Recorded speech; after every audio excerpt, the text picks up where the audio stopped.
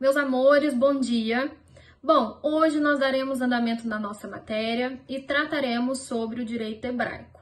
Pessoal, antes da gente começar a falar sobre o direito hebraico propriamente dito e sobre as normas que a gente precisa estudar e pincelar algumas coisas, eu preciso fazer uma observação importante para vocês.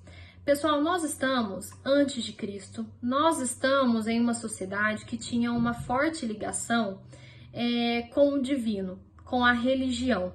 Então, a gente só vai conseguir compreender todo o direito hebraico se a gente levar em consideração as características da cultura e da religião hebraica. Tá? Nós estamos em um período em que há crença monoteísta, ou seja, a crença num Deus único. Nós estamos em um período em que as pessoas elas eram seminômades, então elas passam, de certa forma, a permanecer em um local, mas se mudam um pouco de local também. Então, o mais importante, na verdade, é entender que existe essa crença no Deus único, tá? E para isso, a gente vai precisar entrar num livro muito conhecido, que é o mais vendido no mundo, que é a Bíblia. Nós falaremos hoje sobre o Antigo Testamento.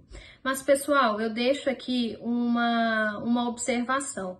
Nós não estamos estudando religião, nós estamos estudando o Antigo Testamento como um documento histórico, tá? Na época dos fatos, a lei, a norma que deveria ser seguida era a do Antigo Testamento. Então, a gente vai passar a olhar um pouco mais o que está no conteúdo do Antigo Testamento, porque a gente precisa levar em consideração o contexto religioso e entender que as pessoas, eles obedeciam a uma norma. E essa norma estava lá dentro do Antigo Testamento. Tá? Então, não é nenhuma apologia, nenhum tipo de religião, é um estudo histórico sobre um determinado documento que tem reflexos jurídicos no nosso mundo, tá? Então, olha só, esse Antigo Testamento, como a gente conhece hoje, ele tinha um nome, ele era chamado Tanakh. E esse Tanakh era um compilado de normas em que as pessoas deveriam seguir. Então, eram normas que estavam lá, normas positivas ou normas negativas, ou o que posso fazer e o que eu não posso fazer. Então, eu deveria obedecer o que estava lá dentro. E além desse Tanakh, que hoje a gente conhece como sendo o Antigo Testamento, nós também tínhamos o Decálogo. O Decálogo nós conhecemos como sendo os 10 mandamentos.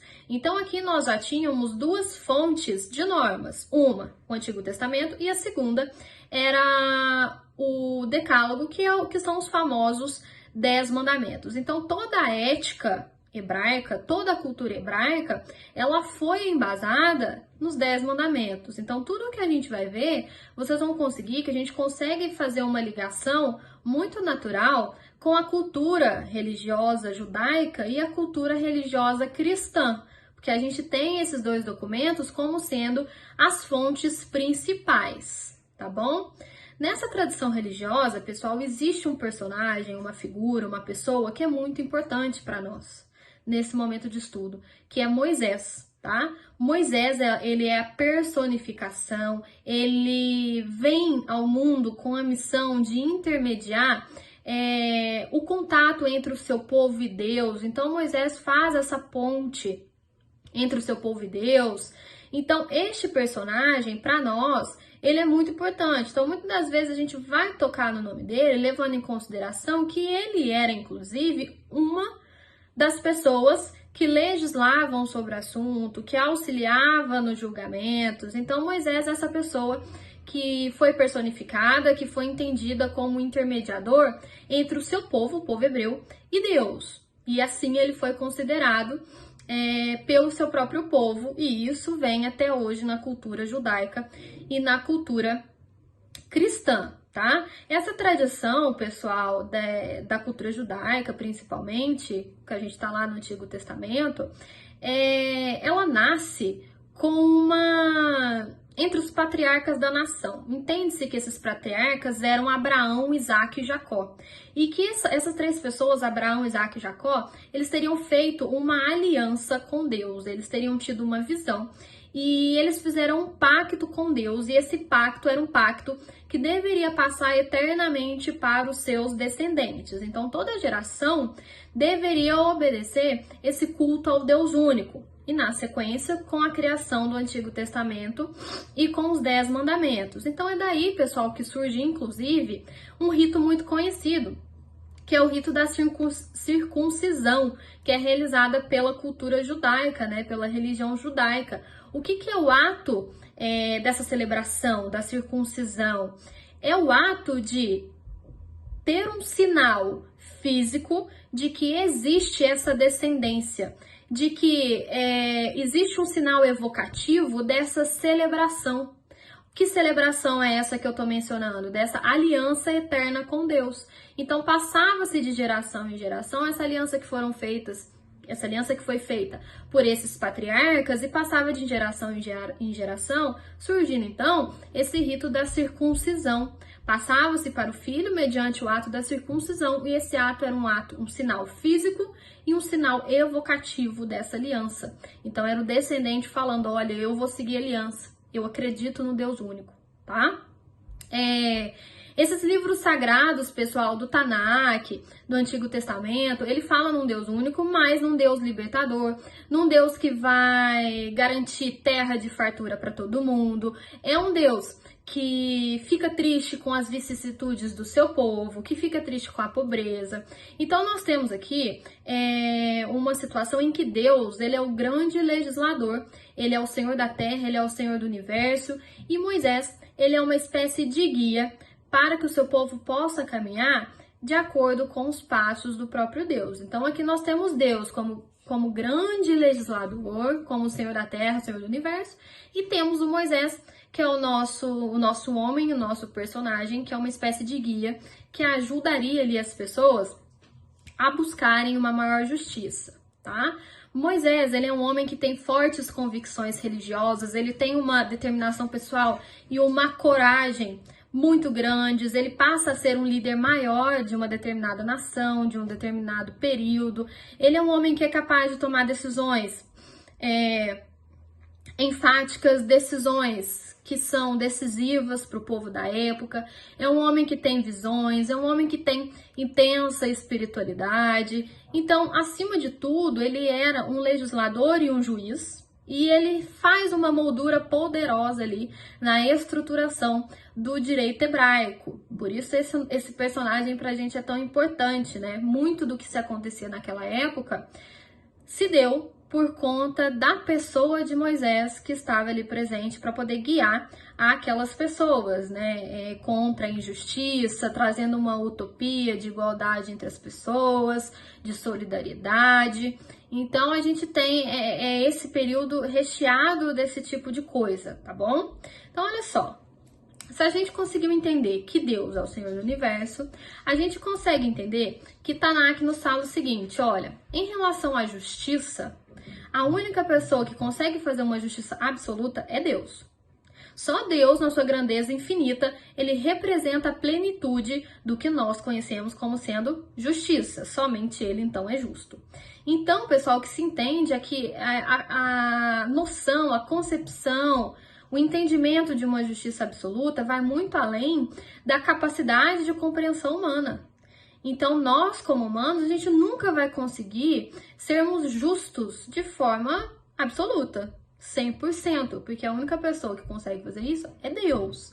Então, diante disso, de acordo com os preceitos hebraicos, para que eu possa chegar mais próximo de Deus, né, da justiça divina, eu tenho que seguir com todo fervor um determinado roteiro. E esse roteiro está na Torá e nos seus mandamentos. Então, no Antigo Testamento e nos seus 10 mandamentos. Então, se eu seguisse esse roteiro, eu estaria mais próximo da justiça divina, mais próximo do que é ser justo. Então, sempre buscando aí o amor ao próximo, auxiliar, dar o melhor de si para o progresso da humanidade, sempre socorrer as pessoas mais necessitadas, sempre defender as pessoas, isso vinha na Bíblia, né, pessoas pequenas, aquelas pessoas que precisavam de ajuda, sem descuidar deles jamais. Então, sempre levando em consideração uma questão ali de caridade e de amor ao próximo. Se eu seguisse isso, quer dizer que eu estaria mais próxima possível da justiça plena que só Deus consegue ser, tá bom? Então, diante disso, pessoal, dessa noção introdutória da época dos fatos, né, Moisés, a questão do Antigo Testamento, a questão do Decálogo, quem era essa pessoa, como que isso funcionava, vale a pena a gente mencionar o conteúdo do Antigo Testamento. E a gente vai começar a falar sobre o direito civil. Nesse Antigo Testamento, a gente tem algumas normas relacionadas ao direito civilista. Então, a gente já consegue notar que nós temos um roteiro sobre direito civil. A gente já sabe que os negócios jurídicos entre particulares já eram muito comuns. Exemplo, compra e venda, né? A gente viu isso mesmo ali na Babilônia, na aula passada mesmo. Então, já se fala muito em direito civil e aqui não foi diferente. Existia um direito civil israelita, a gente consegue ver vários contratos que foram encontrados ali nos seus arredores, mas a gente tem algumas novidades, né? A gente consegue perceber no Antigo Testamento de que existe uma garantia que se chama penhor.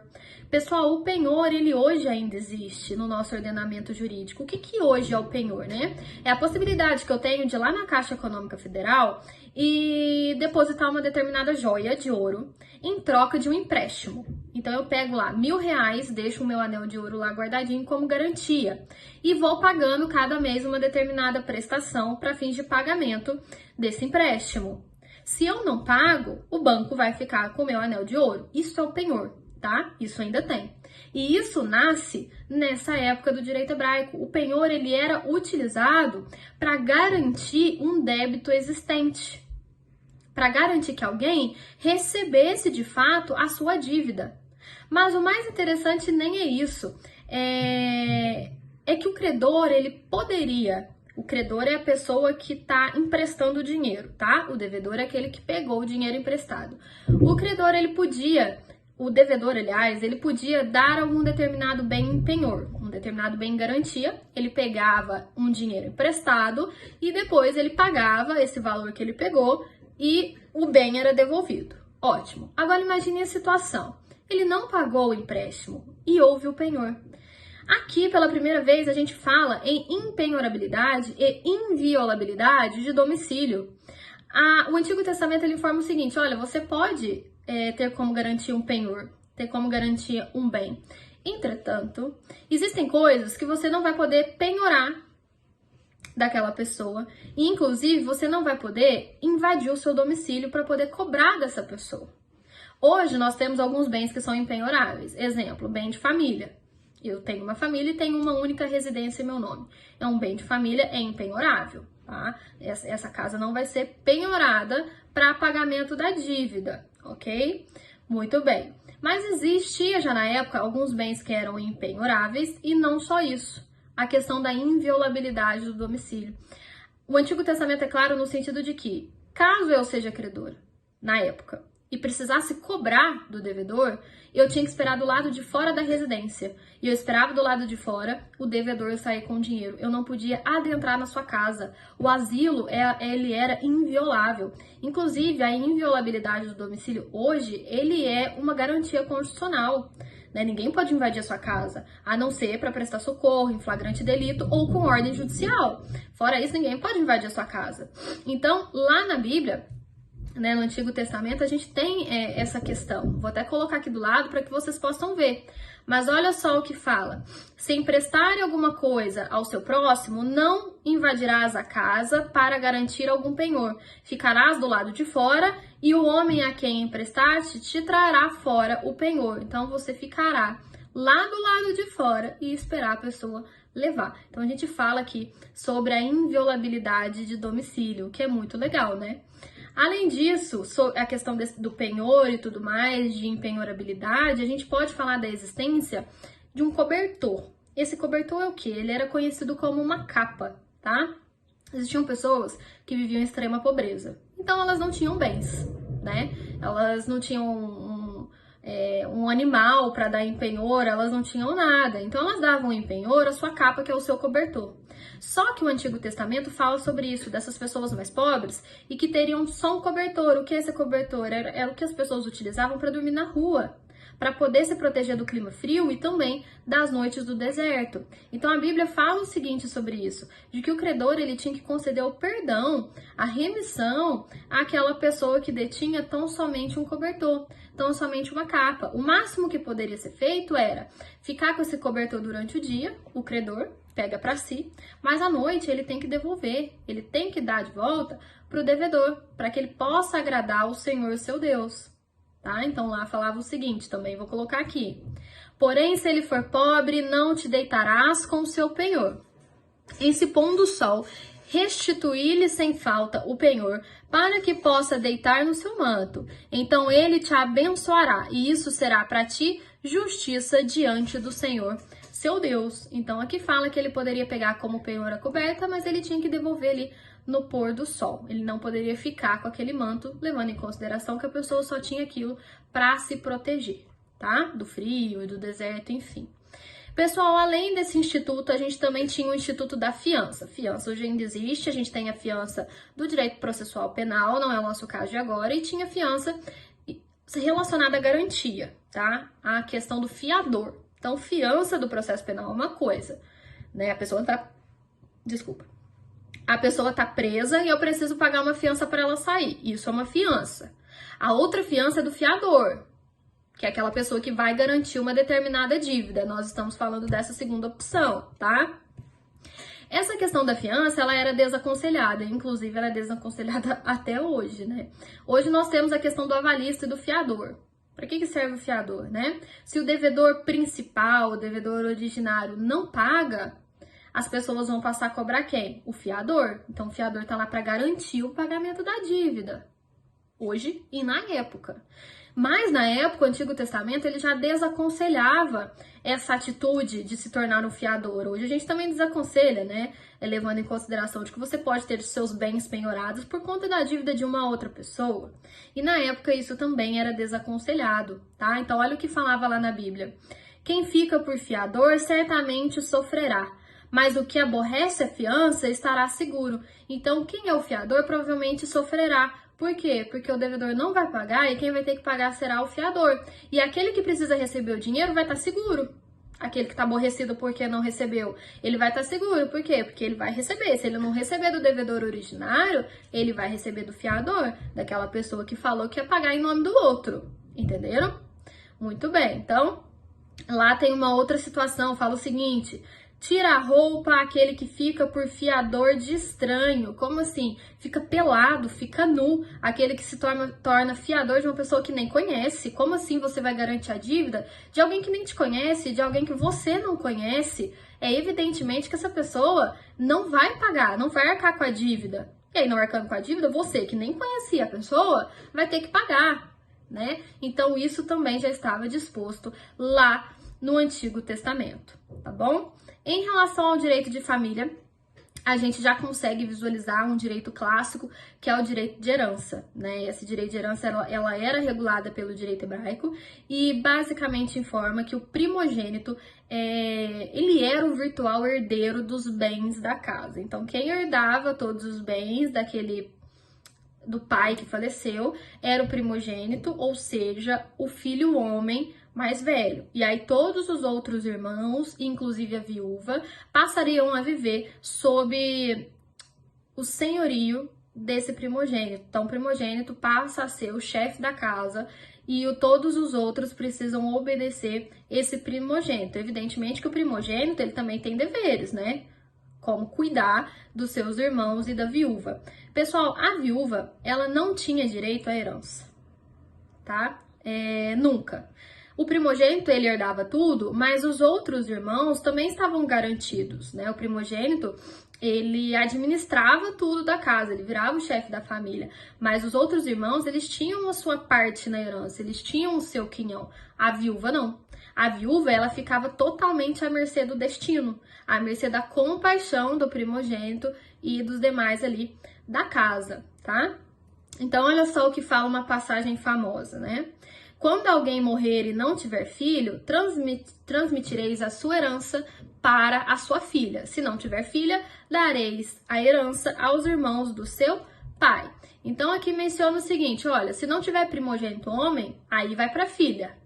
Se não tiver filhos, nem filho homem, nem filha mulher, quem vai herdar tudo são os irmãos do pai. Então, olha, em momento algum fala sobre a viúva. A viúva, ela não faz jus à herança, ela fica à mercê da caridade do primogênito ou da sua filha, no caso de não haver primogênito, homem, ou no caso dos irmãos do próprio marido. Mas não só os irmãos e essas pessoas, esses parentes próximos. A Bíblia é muito clara no sentido de que a viúva, ela não tinha, né, essa porção da herança, mas ela não poderia ser desamparada sequer pela comunidade. A Torá, ela é enfática no sentido de dizer que toda a comunidade devia amparar as viúvas, mas não só as viúvas, os órfãos e os estrangeiros, inclusive também os pobres. Então, as viúvas, elas também eram da responsabilidade da própria sociedade, da própria comunidade, tá? Todos deviam cuidar daquela viúva. Então, ela não tinha direito à herança, tá bom? Absurdo, né? Pois é, mas não tinha.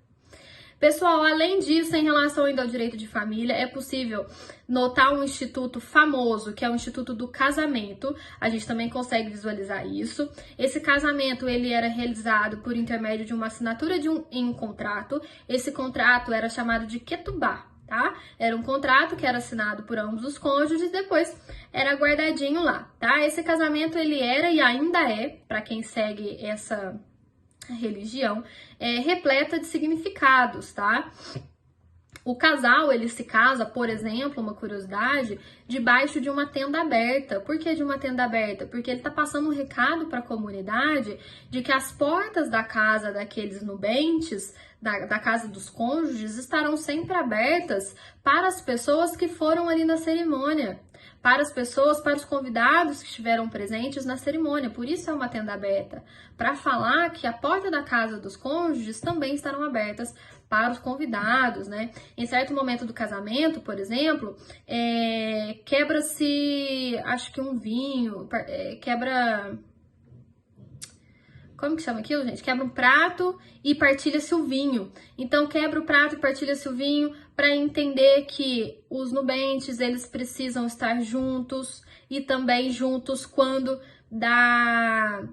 dos destroços ou quando da vida boa, no caso da partilha do vinho, tá? Então, a gente tinha lá alguns significados que não eram tão somente relacionados ao próprio direito, mas um significado mesmo sociológico. Tá? Ao homem, ele tinha o dever de vestuário, alimentação, habitação da sua esposa, enquanto a sua esposa ela tinha a obrigação de dar um bom andamento ao lar e também a relação da criação dos filhos. Tá? Então a gente vê aqui uma relação matrimonial muito parecida do que um pouco antigamente a gente ainda via, né? Que o homem era o chefe da casa e a mulher ficava para fins de criação dos filhos. Isso hoje já não existe. Mas a um momento antigo a gente consegue visualizar isso ainda, né?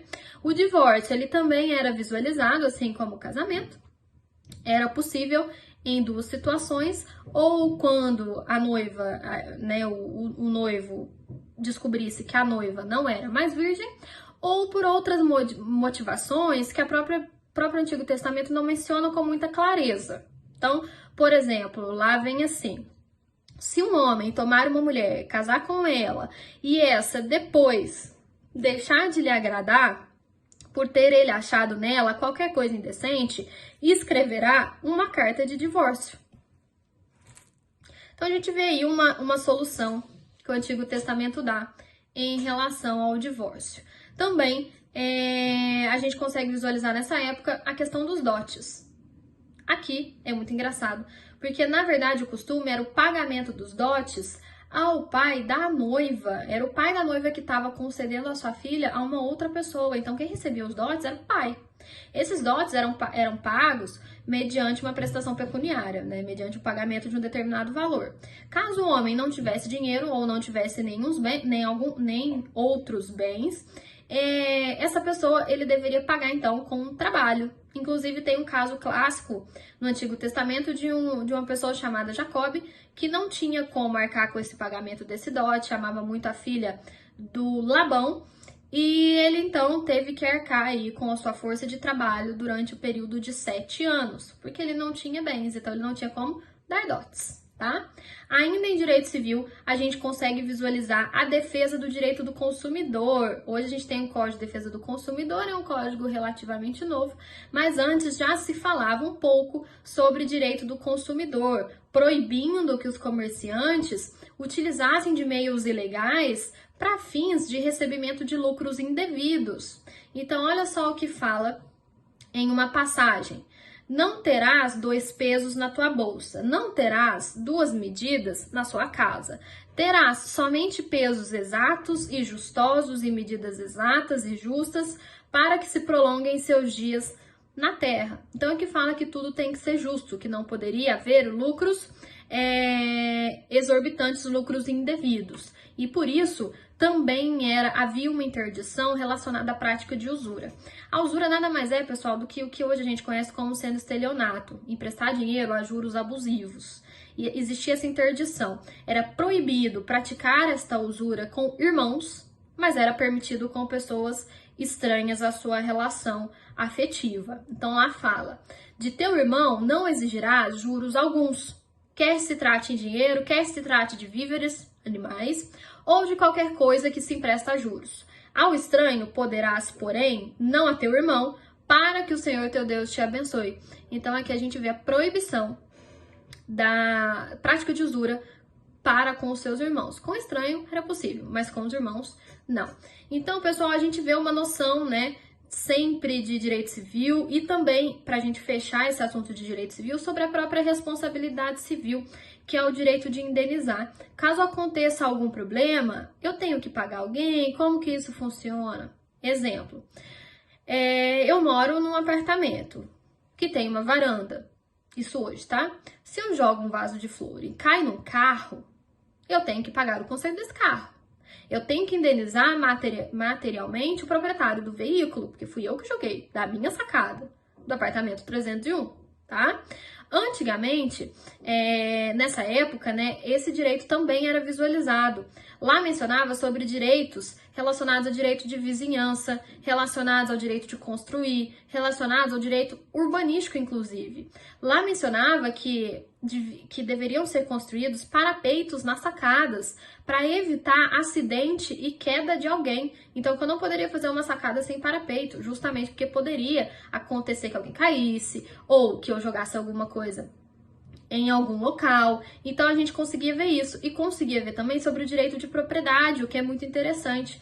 Hoje a gente compra uma determinada propriedade, um terreno aí de 200, 250, 300 metros quadrados. A gente sabe o tamanho do terreno, aonde está esse terreno.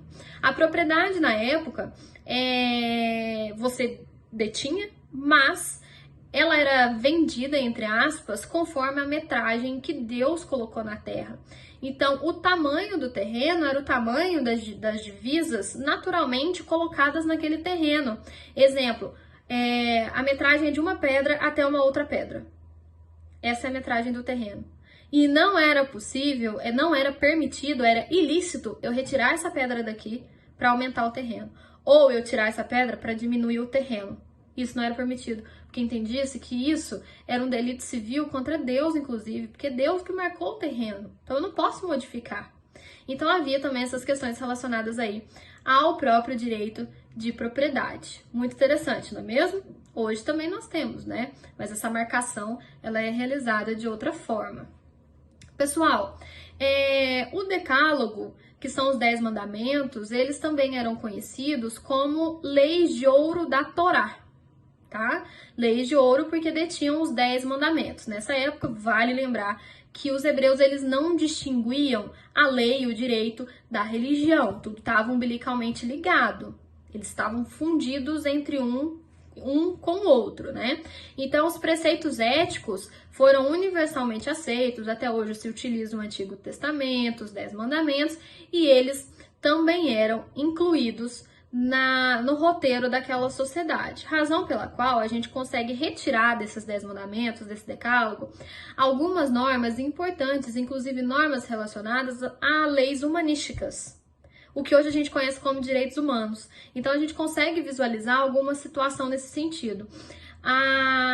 O Antigo Testamento, embasado no decálogo, nos 10 mandamentos, ela busca arrefecer as mazelas que são sofridas pelos menos favorecidos. E esses menos favorecidos na época dos fatos eram as viúvas, os órfãos, os estrangeiros e os pobres, tá? O que visava isso? Essas leis humanísticas, o que nós conhecemos hoje como sendo direitos humanos, visava equilibrar essas relações sociais, né, a relação social dos menos favorecidos com os mais favorecidos. Isso porque, por exemplo, as viúvas, elas não tinham nem direito em relação ao direito sucessório.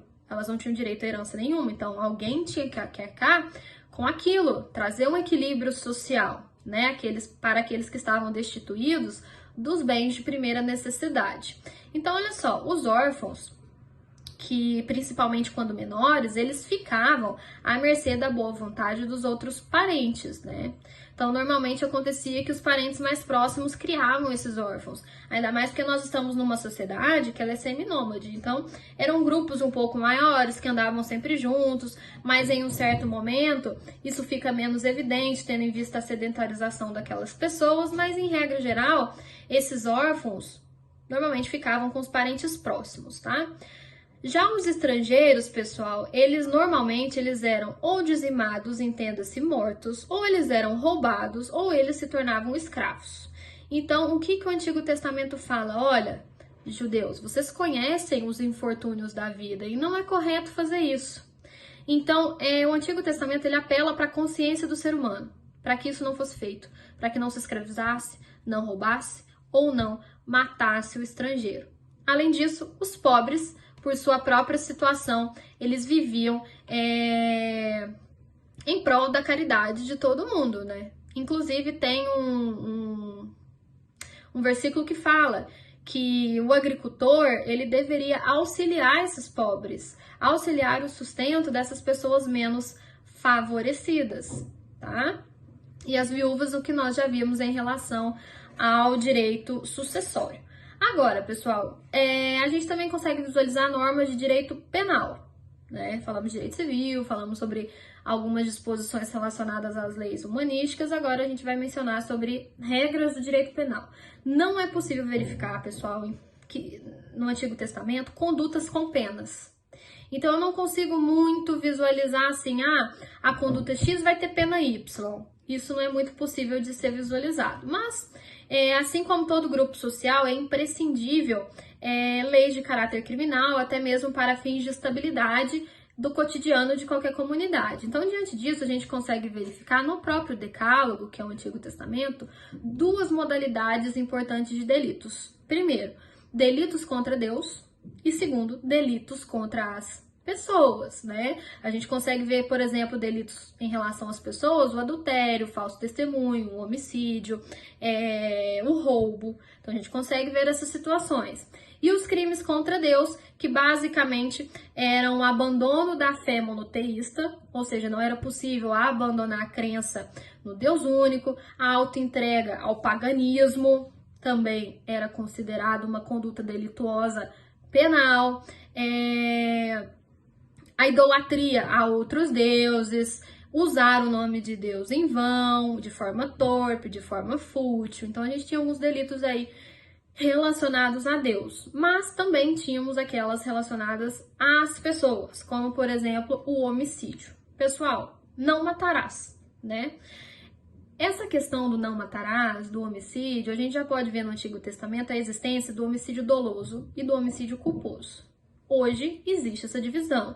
O homicídio doloso é aquele que tem intenção de matar. Eu tenho a intenção de matar alguém. Enquanto que o homicídio culposo, eu agi com imprudência, com imperícia, com negligência, e eu não queria, foi sem querer. Existe essa diferença hoje. E na época, pela primeira vez, a gente consegue ver essa diferença do homicídio doloso para o homicídio culposo. Mas não se chamava assim. Se chamava homicídio e o outro homicídio involuntário. Ou seja, homicídio culposo, homicídio involuntário é aquele que eu não quis, né? Foi uma coisa involuntariamente que eu fiz, tá? É interessante saber, pessoal, que no caso do homicídio involuntário, aquele que foi sem querer, a lei, o Antigo Testamento abre a possibilidade para que o homicida ele se deslocasse para uma cidade que era destinada para o asilo para essas pessoas. É como se fosse um asilo que ninguém pode entrar lá. Só esses homicidas culposos. Então ele se deslocava para lá e ninguém mais podia persegui-lo, ou seja, ninguém poderia matá-lo ali. Mas ele também não poderia sair dali, porque se ele saísse dali, aí ele poderia sofrer as consequências, por exemplo, do olho por olho, dente por dente. Mas enquanto ele estivesse deslocado naquela cidade que era destinada por lei, isso não poderia acontecer com ele. Então, pela primeira vez, a gente consegue ver essa questão do asilo. E esse asilo, ele era inviolável. Olha só o que fala uma passagem do Antigo Testamento. 3 cidades separarás no meio da terra que te dará o Senhor teu Deus para possuires. Preparar-te-ás o caminho e os termos da tua terra, que te fará possuir o Senhor teu Deus, dividirás em 3. E isto será para que todo homicida se acolha ali. E este é o caso tocante ao homicida, que se acolher ali para que viva. Aquele que por engano ferir o seu próximo, homicídio involuntário, sem querer, a quem não odiava antes. Então fala da possibilidade do asilo para aquela pessoa que cometeu um determinado delito de forma involuntária. Mas o maior desenvolvimento do direito penal israelita, na verdade, nem foi esse. Foi o princípio da individualidade da pena. Ou seja, a pena não passava da pessoa do condenado. Isso hoje ainda é assim. Nós temos esse princípio da individualidade ou da individualização da pena, no qual a pena não passa da pessoa do condenado. Ou seja, se o pai foi penalizado a uma pena de reclusão em regime fechado de 8 anos e o pai vier a falecer, o filho não vai ir para a prisão. O filho não vai herdar essa penalidade. E naquela época a gente via que também não. Então vinha assim: os pais não serão mortos pela culpa dos filhos, nem os filhos pela culpa dos pais. Cada qual morrerá pelo seu próprio pecado. Então aqui a gente tinha a individualização da pena, cada um tinha a sua própria pena e a pena não transcendia a pessoa do condenado. Isso hoje é uma garantia constitucional que nós temos, inclusive, tá? No Antigo Testamento também era possível visualizar uma distinção formal entre roubo e furto. Falava-se bastante dessa divisão. Normalmente, os produtos que eram furtados ou roubados eram animais, objetos ou ferramentas de agricultura. Tá? E o direito israelita, ele era um direito que era casuístico. O que é um direito casuístico? Ele fazia questão de enumerar condutas muito específicas. Por isso que vocês vão conseguir ver, se vocês quiserem estudar em casa depois um pouquinho o Antigo Testamento, vocês vão ver que essas condutas de roubo e furto, elas eram muito específicas. Por exemplo, falava lá, se alguém furtar um boi ou uma ovelha, deverá pagar XYZ. Então vinha falando boi e ovelha. Então era uma situação muito casuística, que contemplavam delitos ali relacionados à época dos fatos, tá bom? Outra situação que era penalizada era o adultério. Diferentemente do que a gente viu anteriormente em relação ao adultério, ambos os cônjuges, eles eram penalizados e, inclusive, não existia perdão. Então, se alguém adulterou, a outra pessoa não podia perdoar a outra pessoa. O cônjuge não podia perdoar o adúltero. Não era permitido, era proibido. Então, eles eram penalizados da mesma forma a ambos os infratores, né? Ao adúltero e àquela pessoa, terceiro, que auxiliou ali na traição, né? Ambos eram penalizados e não existia perdão do cônjuge traído. Ele não podia perdoar. A infração foi cometida e ela tinha que ser penalizada. Então, não existia direito de remissão, tá? Então, por exemplo, a gente via lá, se um homem cometer adultério com a mulher de outro homem, com a mulher do seu próximo, tanto o adúltero quanto a adúltera terão que ser executados. Então, ambos eram mortos, tá? Não podia ter perdão, não podia ter remissão. Além disso, o crime de falso testemunho também era penalizado. E essa pena, ela era engraçada. A pessoa que prestou o falso testemunho, que testemunhou contra alguém de forma mentirosa, tá? Então, eu tô falando aí que, por exemplo, que a Maria, ela matou alguém. prestei um falso testemunho e esse falso testemunho foi descoberto. Como é que eu, Priscila, seria penalizada por este falso? A minha pena seria exatamente proporcional ao que o réu receberia no caso de uma condenação. Então, se eu estou falsamente imputando um delito de homicídio, cuja pena era a pena de execução, eu, Priscila, que prestei o falso testemunho, eu seria executado. Então, a pena era proporcional àquela que o réu receberia caso tivesse sido condenado. Então, era um delito considerado um delito muito sério, tá? Exemplo, quando o homem toma uma mulher e sua mãe, maldade é: a ele e a elas queimarão com fogo, para que não haja maldade no meio de vós e flagelação por açoitamento. A gente vê aqui uma outra situação que é do incesto. Proibição do incesto sob pena de flagelação por açoitamento. Muito bem. Pessoal, agora a questão é a seguinte, né? A gente viu delitos e tudo mais, mas e o direito processual? Será que existia um processo para isso? Que a gente viu que no direito babilônico, por exemplo, a gente tinha toda uma estrutura, né? Era bem sistematizado. Aqui não.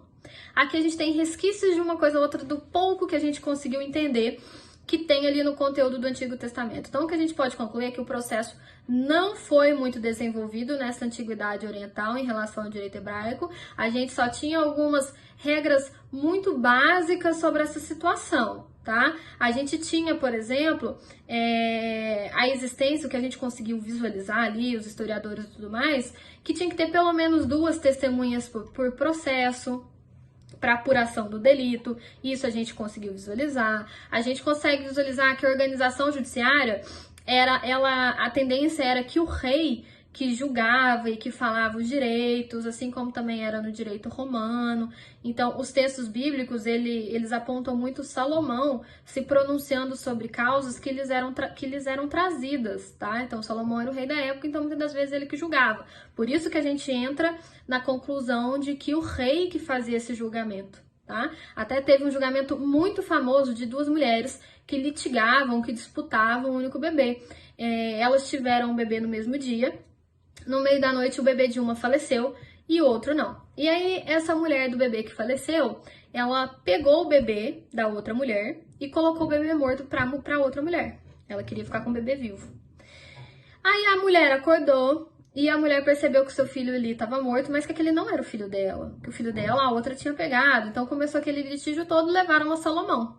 Salomão então pegou e falou o seguinte: olha, então pega essa criança e corta essa criança no meio, dá metade para cada uma. Já que as duas estão falando que o filho são delas, corta no meio e dá metade para cada uma.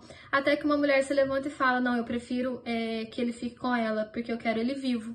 E aí o rei Salomão verifica então quem de fato é a mãe, que a mãe foi aquela misericordiosa, né, que quis a criança viva. Então Salomão manda devolver a criança para a verdadeira mãe. Então a sociedade, a comunidade viu que o rei, ele tinha sabedoria de Deus para fazer justiça. Então a gente tem essa história que é muito famosa, né? Vai estar até aí no documento de vocês para vocês poderem ler tudo como que de fato aconteceu. A gente consegue verificar também que as inovações tiveram início com o rei Davi. Rei Davi era pai de Salomão, tá? Né? Antes, então, de Salomão, a gente consegue verificar que existia uma Suprema Corte, também chamada de Tribunal do Rei, mas também não fala muita coisa, então a gente não tem muito conteúdo para isso, só isso que aparece nas Sagradas Escrituras. A gente consegue ver, então, que o rei, ele é responsável pelo julgamento das mais variadas e enormes situações. Então, ele era o centro de tudo, e existia também um grande tribunal de Israel, que era chamado Sanhedrin, e era localizado em Jerusalém, e continha 71 anciãos que estavam lá. Era um órgão permanente, era um conselho que era presidido pelo sacerdote máximo, que era o pai da corte, que estava ali para ajudar o rei. É o que nós sabemos, tá? Que existia um juiz, então, normalmente esse juiz era o próprio rei, e que existia esse conselho dos anciãos que os auxiliavam, tá? Para a gente poder fechar, a gente consegue verificar pela primeira vez que em um direito antigo a gente consegue verificar leis de caráter ambiental, né? A própria norma ambiental são normas novas no nosso ordenamento jurídico, principalmente o ordenamento jurídico brasileiro, mais especificamente a partir de 83, mais ou menos, tá? 1983, que a gente começa a falar muito sobre o assunto. Mas no Antigo Testamento a gente já visualizava algumas situações, como, por exemplo, a lei sobre o descanso sabático na terra. O que é o descanso sabático na terra? Eles entendiam o seguinte, se um homem trabalha 6 dias na semana e descansa no 7º, se Deus trabalhou 6 dias e descansou no 7º, quer dizer que o mundo, a terra, também tem que trabalhar 6 e descansar no 7º. Então entendia-se que a terra, eu poderia fazer tudo o que eu quisesse na terra durante 6 anos e no 7º ano eu tinha que dar um descanso para a terra, ou seja, eu não poderia produzir nada na terra, como, por exemplo, agricultura e pecuária. Então, eu tinha que dar um descanso para a terra. E isso tinha a finalidade de evitar uma ganância desmedida do homem, de que nesse 7º ano o homem olhasse para as pessoas mais necessitadas, para que eles concedessem uma atenção maior a Deus. Então tinha isso, eu podia usar 6 anos na terra, mas o 7º ano eu tinha que dar à terra o descanso prometido, tá bom? Uma outra situação, a gente tinha proibição ao desmatamento indiscriminado. O próprio Antigo Testamento fala que na época de guerra tinha que se fazer de tudo para que a natureza fosse preservada, porque as árvores elas não tinham como se locomover, então que a gente tinha que ter uma compreensão em relação a isso. Eu só poderia cortar árvores, por exemplo, que não dessem frutos, eu não poderia cortar as outras árvores. Existia uma preocupação com a vida e com a perpetuação das espécies, entendia que os animais, eles eram criaturas que eram feitas por Deus, então eles tinham as mesmas garantias que o ser humano, então a gente tinha que preservar e evitar a erradicação da vida, inclusive da vida dos animais, da vida nessa situação, né? Então, e consequentemente com o próximo. A gente visualizava também os cuidados com o entorno, que eram os cuidados de boa higiene em relação ao acampamento, então limpeza e manutenção da higiene de onde as pessoas ali moravam. Então a gente passa a ver pela primeira vez normas de caráter ambiental, que é muito interessante, né? Para a época dos fatos, a gente está lá antes de Cristo, né? Então é bem legal. Pessoal, a gente fecha aqui os estudos sobre direito hebraico. O material, eu vou colocar para vocês um material mais completinho, com algumas normas específicas. Vou colocar para vocês lá no portal do aluno. No mais, espero que estejam bem. Tô morrendo de saudade, não vejo a hora da gente se encontrar novamente, pessoalmente, lá na faculdade. E eu estou torcendo para que esse isolamento termine logo, tá bom? No mais, desejo bons estudos a vocês. Um grande beijo!